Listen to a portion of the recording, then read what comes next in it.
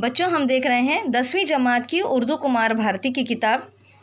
اس میں یہ پہلا سبق ہے حضرت سلمان فارسی رضی اللہ عنہ. اس کے سوال جواب پیش خدمت ہے. سوال: سبق کے حوالے سے درج ذیل رواں خاکہ مکمل کیجیے. حضرت سلمان فارسی. پہلا نام ماہویہ، دوسرا نام حضرت سلمان رضی اللہ عنہ، والد کا نام یو زخشاں بن مرسلان، سکونت ہرمز. سوال نمبر 2: حضرت سلمان فارسی. جائے پیدائش ہرمز، گھرانہ مجوسی زمیندار، علاقہ اصفہان، ناظم اعلیٰ مدائن. تیسرا سوال: رے زواد، اس نشان کا فقرہ اور اس کے معنی لکھیے. جواب: حضرت سلمان فارسی جب تک یہودی کے غلام رہے وہ اسلامی جنگوں میں شریک نہ ہو سکے. رے زواد کے معنی ہے اللہ ان سے راضی ہے. سوال نمبر 4: والد کے برہم ہونے اور حضرت سلمان کو بیڑیاں پہنانے کا سبب تحریر کیجیے. جواب: حضرت سلمان کے والد نے انہیں کھیت میں جانے کے لیے کہا تھا مگر وہ ایک گرجا گھر میں چلے گئے جو کہ راستے میں پڑتا تھا. حضرت سلمان مجوسی تھے لیکن وہ عیسائیوں کی عبادت گاہ میں چلے گئے تھے. اس پر ان کے والد بہت برہم ہوئے اور حضرت سلمان کے پیروں میں بیڑیاں ڈال دیں. اگلا سوال: حضرت سلمان فارسی کے کھجوروں والی سرزمین تک پہنچنے کے مراحل اپنے الفاظ میں لکھیے. جواب: حضرت سلمان فارسی کی پیدائش حضرت سلمان فارسی رضی اللہ کی پیدائش مجوسی خاندان میں ہوئی. کم عمری میں ہی انہوں نے مجوسیت کی تعلیم حاصل کی، پھر گرجا گھر جا کر وہاں کی رسومات اور عبادت کے طریقے سے متاثر ہوئے. کچھ دنوں بعد ایک عیسائی قافلے کے ساتھ ملک شام چلے گئے. اس طرح انہوں نے اصفہان، شام، نینوا اور اموریہ تک سینکڑوں میل کا سفر طے کیا. بالآخر اموریہ کے ایک راہب نے انہیں یہ بتایا کہ عنقریب حضرت ابراہیم کا دین لے کر ایک نبی مبعوث ہوگا، وہ کھجوروں والی زمین کی طرف ہجرت کرے گا. اتفاق سے اسی زمانے میں اموریہ میں عربوں کا ایک قافلہ آیا ہوا تھا. حضرت سلمان فارسی اس قافلے میں شامل ہو گئے اور کھجوروں والی زمین تک پہنچ گئے. اگلا سوال: حضرت محمد صلی اللہ علیہ وسلم کی 3 نشانیاں جن کا ذکر عیسائی راہب نے حضرت سلمان فارسی سے کیا تھا ترتیب وار لکھیے. جواب: حضرت محمد صلی اللہ علیہ وسلم کی 3 نشانیاں مندرجہ ذیل ہیں. نمبر 1: وہ حضرت محمد صلی اللہ علیہ وسلم صدقے کا مال نہیں کھائے گا. نمبر 2: وہ حضرت محمد صلی اللہ علیہ وسلم ہدیہ قبول کرے گا. نمبر 3: اس حضرت محمد صلی اللہ علیہ وسلم کے شانوں کے درمیان نبوت کی مہر ہوگی. اگلا سوال: حضرت سلمان فارسی کے ساتھ رشتہ مواخا میں بندھنے والے صحابی کا نام تحریر کیجیے. جواب: حضرت سلمان فارسی رضی اللہ عنہ کے ساتھ رشتہ مواخا میں بندھنے والے صحابی کا نام ابو درداء تھا. اگلا سوال: حضرت سلمان فارسی کا رسول اللہ صلی اللہ علیہ وسلم کی تینوں نشانیوں کو پرکھنے کا طریقہ لکھیے. جواب: حضرت سلمان فارسی رسول اللہ سے ملنے کے لیے تدبیریں کیا کرتے تھے. ایک روز موقع پا کر وہ نبی اکرم صلی اللہ علیہ وسلم کی خدمت میں حاضر ہوئے. کچھ کھجوریں وہ اپنے ساتھ لائے تھے. وہ کھجوریں انہوں نے رسول اللہ کی خدمت میں پیش کی اور کہا یہ صدقہ ہے. آپ صلی اللہ علیہ وسلم نے اس میں سے کچھ بھی نہ چکھا اور ساری کھجوریں صحابہ کو کھلا دیں. دوسرے موقع پر حضرت سلمان رضی اللہ تعالیٰ عنہ پھر نبی اکرم صلی اللہ علیہ وسلم کے پاس پہنچے. اس بار کھجوریں دیتے ہوئے کہا یہ تحفہ ہے، تو نبی صلی اللہ علیہ وسلم نے تناول فرمایا اور اپنے صحابہ میں بھی تقسیم کیا.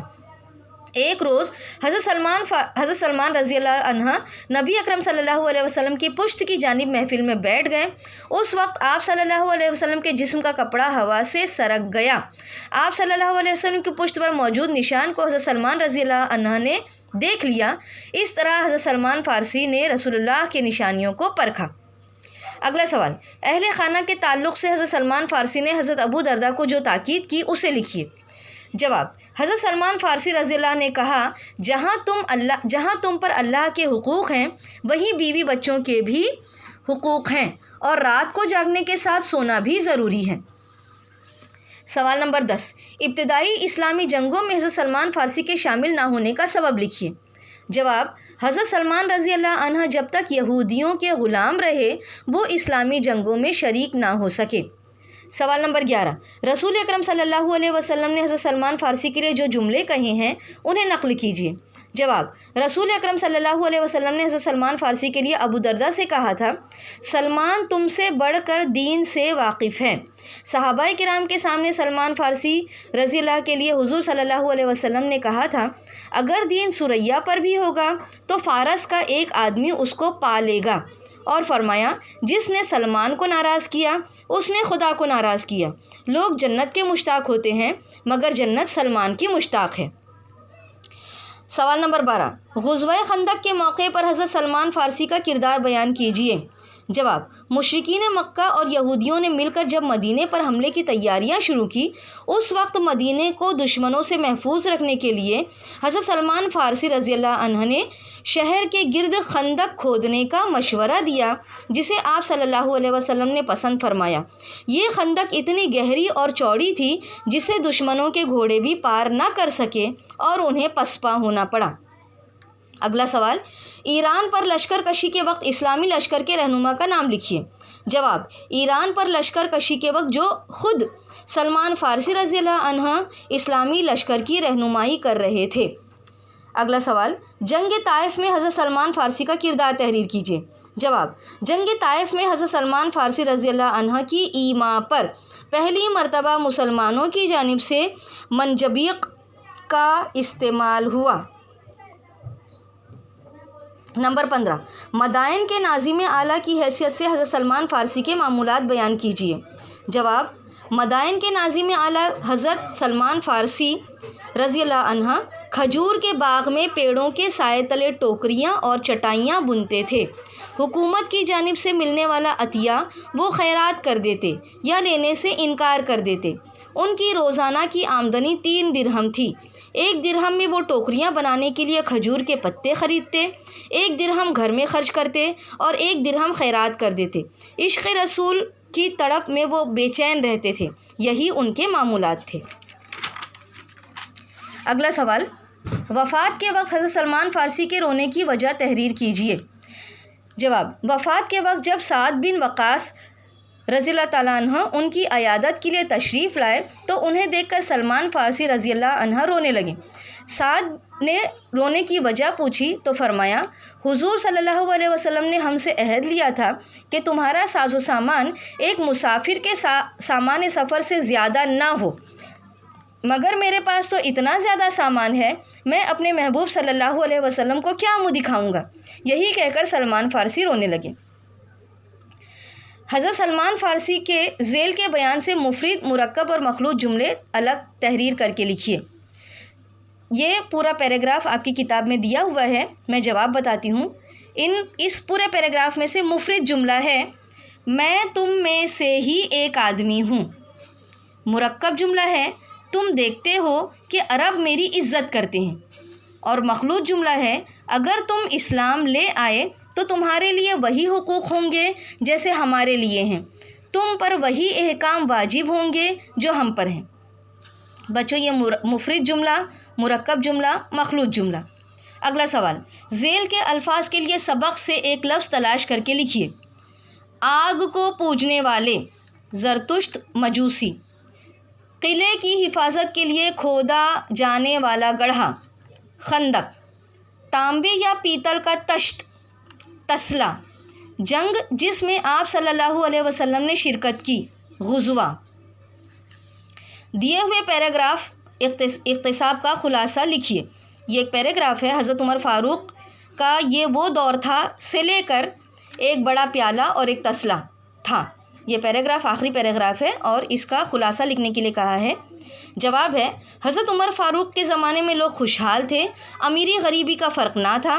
مدائن کے ناظم اعلیٰ ہونے کے باوجود حضرت سلمان فارسی رضی اللہ عنہ ٹوکریاں اور چٹائیاں بنتے رہے۔ انہیں جنت میں حضرت محمد صلی اللہ علیہ وسلم سے ملاقات کی لگن لگی تھی۔ حکومت کی جانب سے ملنے والا عطیہ کو وہ خیرات کر دیتے تھے یا لینے سے انکار کر دیتے۔ ان کی روزانہ کی آمدنی 3 درہم تھی۔ 1 درہم میں ٹوکریاں بنانے کا سامان لاتے، 1 درہم گھر میں خرچ کرتے اور 1 درہم خیرات کر دیتے۔ اسی حالت میں وقت وفات آیا۔ اس وقت حضرت سلمان فارسی کا کل اثاثہ ایک بڑا پیالہ اور ایک تسلا تھا، لیکن پھر بھی سعد بن وقاص کے سامنے رو پڑے کہ حضرت محمد صلی اللہ علیہ وسلم کو کیا منہ دکھاؤں گا، کیونکہ میرے پاس تو بہت سامان ہیں۔ دیے ہوئے حروف کے نمبروں کے مطابق ذیل کے جوابی نمبروں کو نقل کر کے بننے والا لفظ لکھیے۔ پہلا ہے پائیداری یا مضبوطی کے معنی والا لفظ، تو بچوں صحیح جواب ہے جواب نمبر 2۔ اب جواب نمبر 2 کے الفاظ کو ہم جوڑیں گے تو بن جائے گا استقامت۔ پائیداری یا مضبوطی کے معنی والا لفظ استقامت۔ دوسرا سوال، اسلامی جنگ جس میں آپ صلی اللہ علیہ وسلم نے حصہ لیا اس کا مفہوم، اس مفہوم کا لفظ۔ حروف کے نمبر دیے ہوئے ہیں بچوں، تو ان تینوں نمبروں کو دیکھنے کے بعد دوسرا نمبر،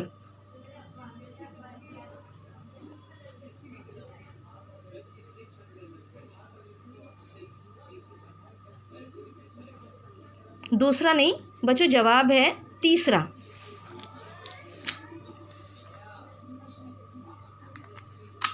تیسرا نمبر 2 1 3 4 اس کو ملا کر بننے والا لفظ ہے غزوہ۔